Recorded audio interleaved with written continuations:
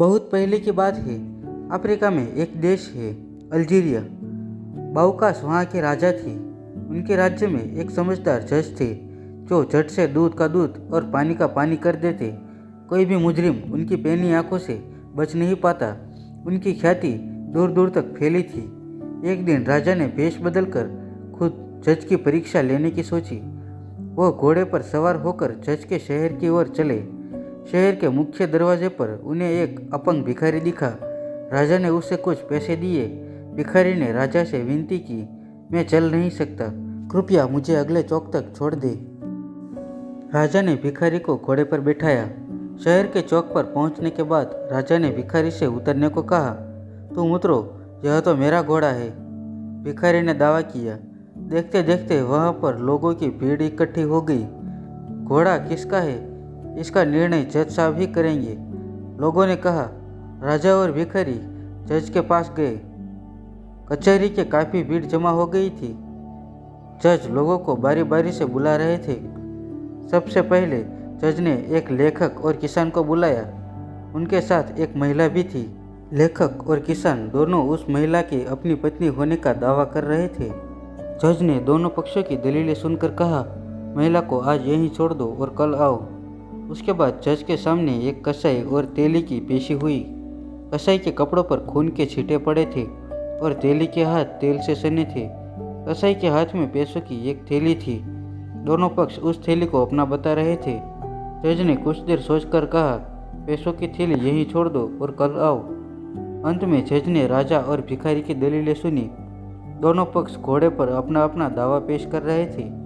जज ने कुछ देर सोचकर कहा, घोड़े को यहीं छोड़ दो और कल आओ। जज के निर्णय को सुनने के लिए अगले दिन कचहरी में लोगों का बड़ा हजूम जमा हुआ।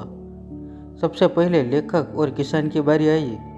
यह महिला आपकी पत्नी है, आप उन्हें ले जा सकते हैं, जज ने लेखक से कहा। साथ में उन्होंने किसान को 50 कोड़े लगाने का हुक्म दिया। उसके बाद कसाई और तेली की बारी आई।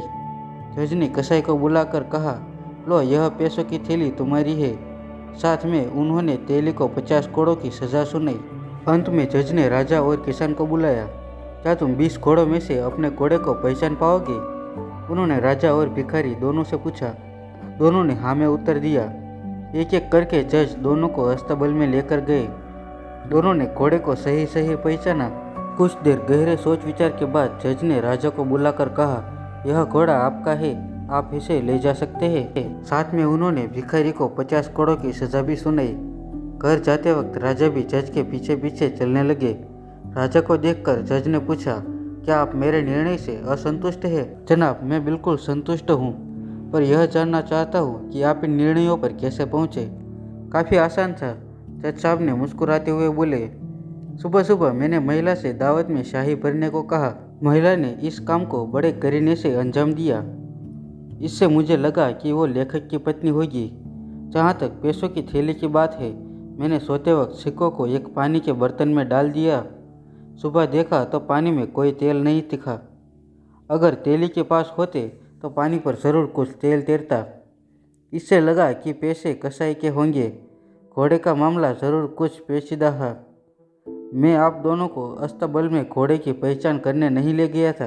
दरअसल मैं देखना चाहता था कि घोड़ा आपको पहचानता है या नहीं। जब आप घोड़े के पास गए तो घोड़े ने अपना सिर हिलाया और गर्दन आपकी ओर घुमा, पर भिखारी को देखकर घोड़े ने अपनी एक टांग ऊपर उठाई।